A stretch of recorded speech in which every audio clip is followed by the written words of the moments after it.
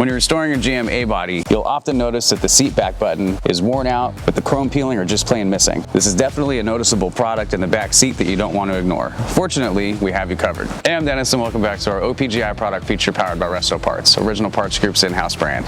Today we're going to be looking at our 1969 through 72 GM A-body bench and bucket seat back buttons. These are sold individually or in pairs to suit your needs. You can use these with bucket and straddle bench style seats. The buttons include the frame, backing plate, button, and spring fully assembled. You'll be able to install it right out of the box. At the end of the production line, we chrome plate our buttons with a beautiful finish that is set to last for many years down the road. Thanks for watching, and don't forget to subscribe for more product features and updates. For more information on these and other great products, please visit us at opgi.com. Call us today or use our fast, convenient website.